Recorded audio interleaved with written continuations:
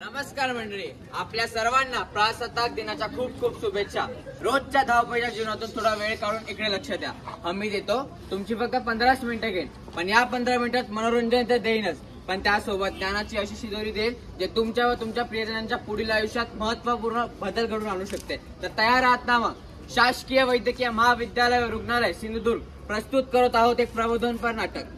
आपली गोष्ट सुरू होत आहे निसर्गाच्या सानिध्यात वसलेल्या एका छोट्याशा खेड्यात। या खेड्यात दळणवळणाची साधने व इतर सुखसुविधा जरी नसल्या पण गावकऱ्यांमध्ये सलोखा नक्कीच आहे। या गावाच्या प्राथमिक आरोग्य केंद्रात एक नवीन डॉक्टर रुजू होत आहेत, तर पाहूया काय होतं ते।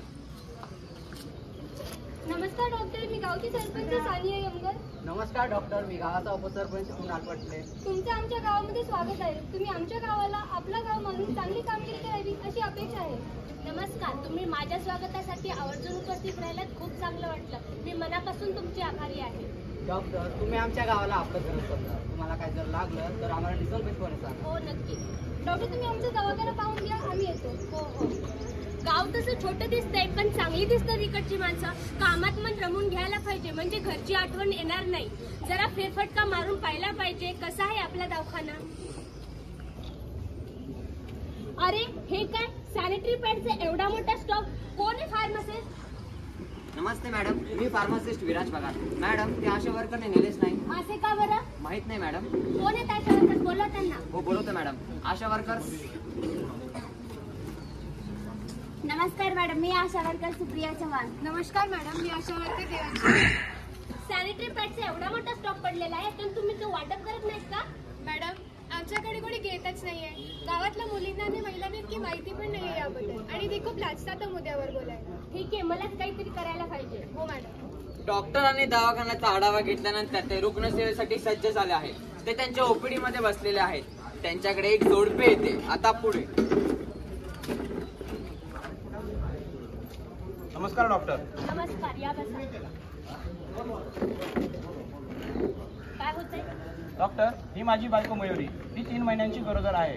तर काल घरी आमच्या कार्यक्रम असताना तिने जड वस्तूंची उचलठेव केली, त्याच्यामुळे हिच्या पोटात दुखतंय। तर माझ्या मुलाला काय होणार तर नाही? कशाला अशी उठाठेव करायची? आणि तुम्ही सुद्धा अशा परिस्थितीमध्ये त्यांना अशी दगदग करून दिली। हा 9 महिन्याचा कालावधी बाळासाठी आईसाठी खूप निर्णायक असतो। तुम्ही यांची काळजी घ्यायला पाहिजे।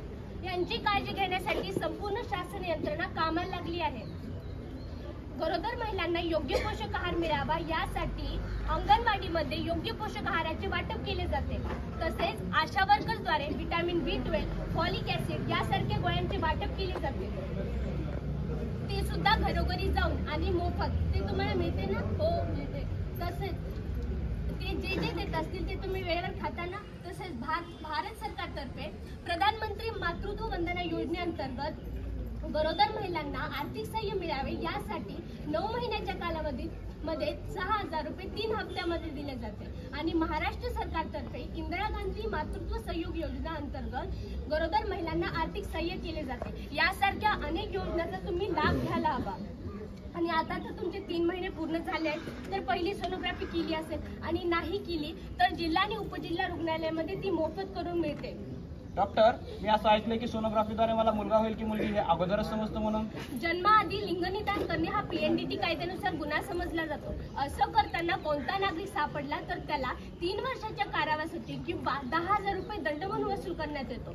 आणि कोणकोणत्या परिस्थितीमध्ये हे दोन्ही करण्यात येते। अशा कृत्यास डॉक्टरने प्रोत्साहित केले किंवा मदत केली तर त्यांचा परवाना रद्द होतो। आणि तुम्ही काय सारखा मुलगा मुलगा करत आहे, आणि तुम्ही कसा असा भेदभाव करत आहात मुलं आणि मुलीमध्ये? ते दोन्ही एक समान आहेत, ते दोन्ही एकाच नाण्याचे 2 बाजू आहेत। आणि कसला हा सारखा मुलगा मुलगा करत आहात? जर मुलगी असेल तर गर्भपात करणार आहात का? नाही डॉक्टर, मला तसं नव्हतं म्हणायचं। अरे असं करू नका। त्या निष्पाप जीवानं तुमचं काय केलंय? खरं तर सांगायचं मला तर मुलगी आपल्या घरची लक्ष्मी असते। असे पाप करू नका। हो डॉक्टर, चुकलंच माझं। मी इथून पुढे मुलीमध्ये आणि मुलामध्ये कधी भेदभाव करणार नाही। आता तुमची तपासणी झाली आहे, मी काही गोळ्या लिहून देते, ते तुम्ही वेळेवर घ्या। बाळाची स्वतःची काळजी घ्या, योग्य पोषक आहार घ्या। धन्यवाद डॉक्टर, येतो आम्ही। आरोग्य हे अत्यंत महत्त्वपूर्ण घटक असून आरोग्य यंत्रणे, सेवाभावी संस्था, ग्रामस्थ व समाजातील इतर घटकांमध्ये आरोग्य संदर्भात जनजागृती करणे, सुसंवाद घडवून समन्वय करणे, प्रोत्साहन देणे या दृष्टिकोनाने अशा स्वयंसेविका समाजात महत्त्वपूर्ण दुवा म्हणून कामी येतात। आपण पाहूया आशा स्वयंसेविका कशा प्रकारे जनजागृती करतात.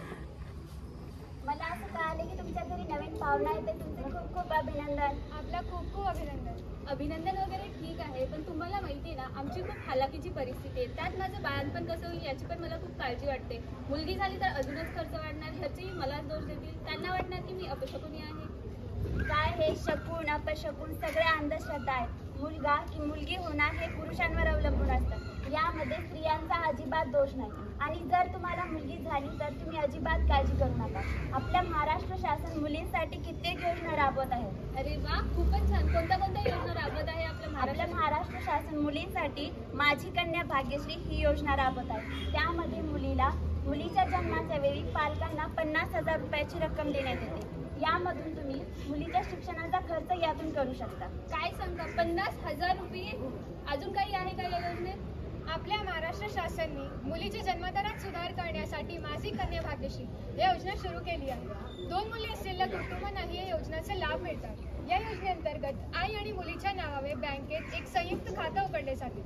या खात्यामधून 1 लाख रुपयाचा अपघात विमा आणि 5,000 रुपयाचा ओव्हरड्राफ्ट उपलब्ध आहे. याशिवाय एक मुलीच्या जन्मानंतर जर पालकांनी 1 वर्षाच्या आत कुटुंब नियोजन शस्त्रक्रिया केली तर त्याची मुलीच्या नावावे त्यांना 50,000 रुपये मिळतात. तसेच जर 2 मुलीच्या जन्मानंतर कुटुंब नियोजन शस्त्रक्रिया केली तर दोघेही मुलीच्या नावावे 25,000 रुपये मिळतात. माझी कन्या भाग्यश्री या योजनेअंतर्गत तुम्हाला जे रक्कम मिळणार तुम्ही त्या रक्कमचा उपयोग तुमची मुलीच्या शिक्षणासाठी करू शकता. तसे तर सर्व शिक्षा अभियानानुसार शिक्षण मोफतच आहे. धन्यवाद ताई, तुम्ही खूप चांगली माहिती दिली. तुम्ही सांगितलेल्या या योजनेमुळे माझ्यासारख्या असंख्य होतकरू महिलांचा फायदा होईल. येतो आम्ही. तुम्ही तुमची काळजी घ्या, पोषक आहार घ्या, वेळेत जेवण करा, तपासणीसाठी वेळेत जा आणि काही लागलं तर आपल्या प्राथमिक आरोग्य केंद्रात या. आपल्या भारत देशात सणांना खूप महत्त्व दिले जाते. मग ते सण राष्ट्रीय असो व धार्मिक. असाच एक आपला राष्ट्रीय सण म्हणजे प्रजासत्ताक दिन. प्रजासत्ताक दिन निमित्त गावकरी व शाळेतील मुलं सर्व एकीकडे जमलेले आहेत. आपण सर्व याच कारणामुळे इकडे जमलेले आहोत. आपल्या सर्वांना प्रजासत्ताक दिनाच्या खूप खूप शुभेच्छा. प्रजासत्ताक दिन चिराय हो. भारत माता की जय. गावात झेंडा वंदन देखील झाले. आता पुढे. नमस्कार, मी डॉक्टर आरती शिंदे. मला गावातल्या महिला व खास करून किशोरवयीन मुलींशी काहीतरी बोलायचं आहे. मासिक पाळी हा प्रत्येक स्त्रीच्या आयुष्यातील एक अविभाज्य भाग आहे. प्रत्येक स्त्रीला दर महिन्याला मासिक पाळीला सामोरे जावे लागते. ज्या पद्धतीने आपण इतर वेळी आपल्या शरीराची काळजी घेतो त्याचप्रमाणे मासिक पाळी दरम्यान सुद्धा आपल्याला आपल्या शरीराची काळजी घेणे आवश्यक आहे. मासिक पाळी दरम्यान पुरेशी स्वच्छता न ठेवल्यास महिलांना अनेक गंभीर आजारांना सामोरे जावे लागते, जसे की हेपॅटायटिस बी, लघवी मार्गाद्वारे होणारे इन्फेक्शन, गर्भाशयाच्या मुखाचा कर्करोग, योनी मार्गाद्वारे होणारे इन्फेक्शन यासारखे अनेक गंभीर आजार होण्याची शक्यता आहे. त्यामुळे मासिक पाळी दरम्यान होणारा निष्काळजीपणा टाळावा. मासिक पाळी दरम्यान काही खास गोष्टीकडे लक्ष देणे आवश्यक आहे. मासिक पाळी दरम्यान कापड न वापरता सॅनिटरी पॅडचा वापर करावा आणि तो दर 4 ते 6 तासांनी बदलणे आवश्यक आहे. जर दिवसभर एकच पॅड वापरले तर ते आपल्या आरोग्यासाठी हानिकारक ठरू शकते.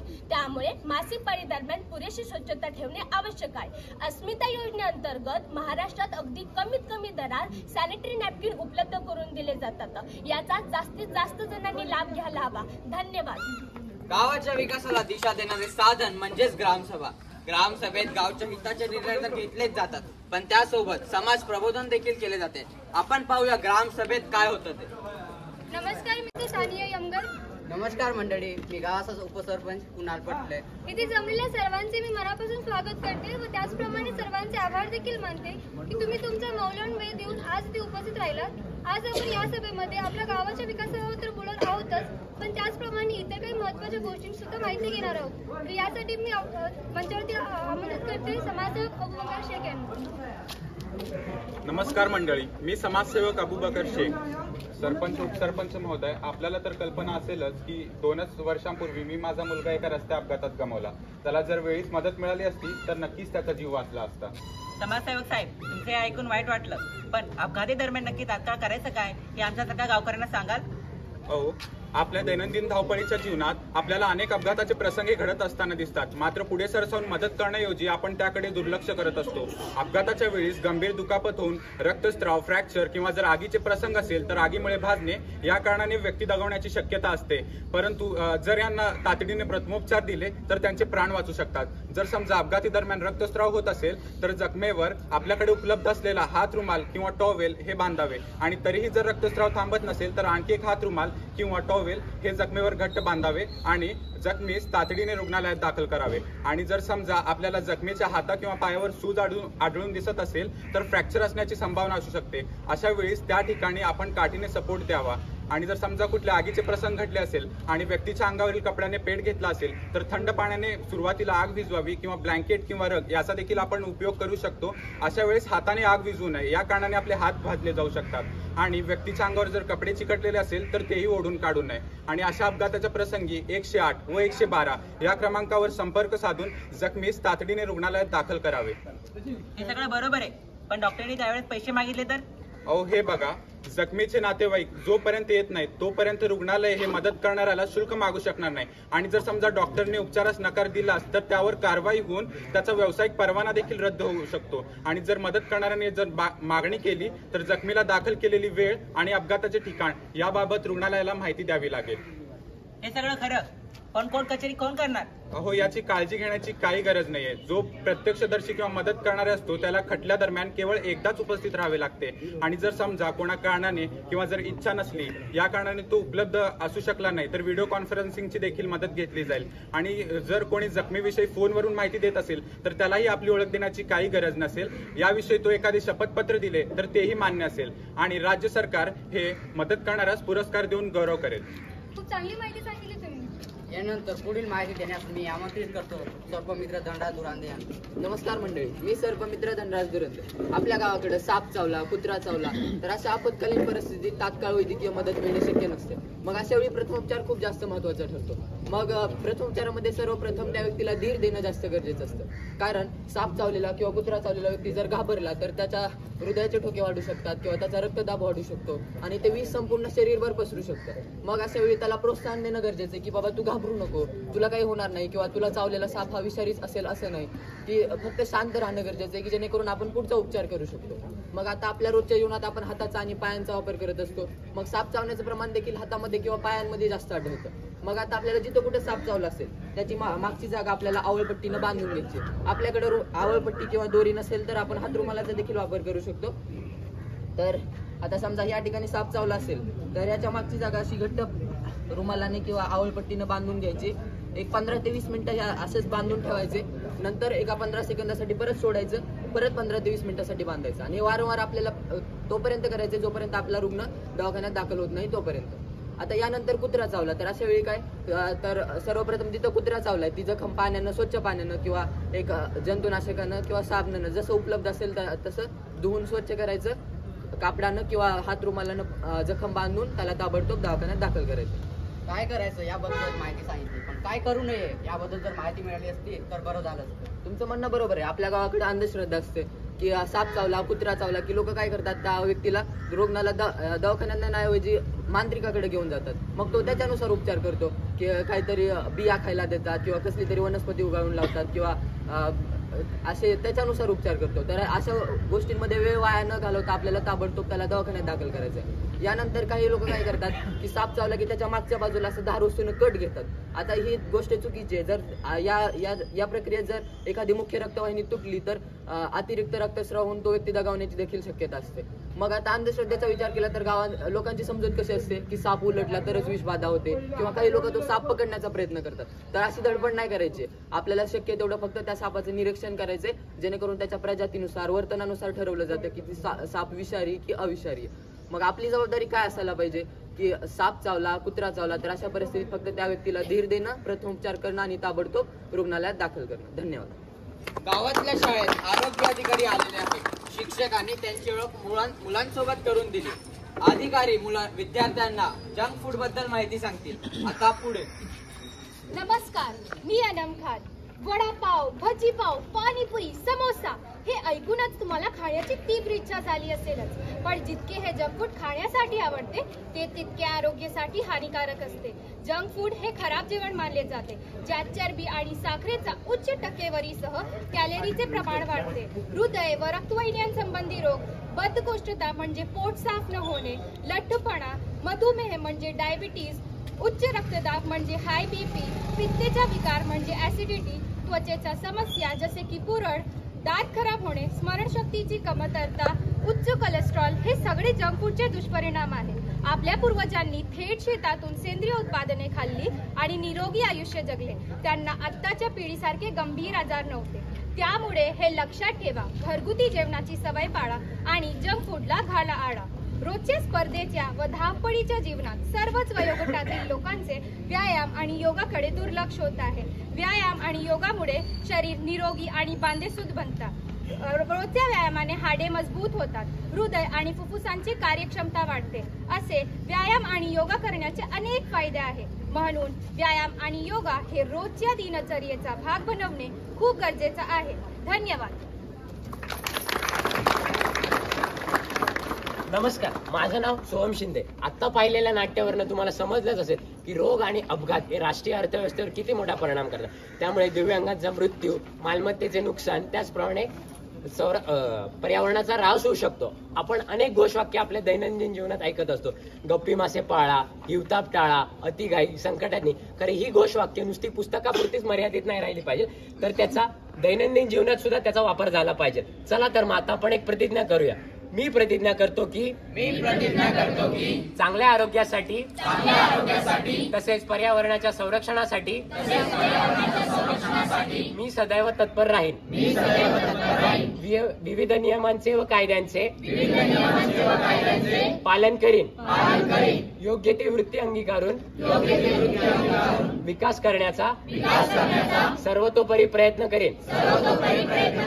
जय हिंद, जय महाराष्ट्र. भारत माता की जय. भारत माता की जय.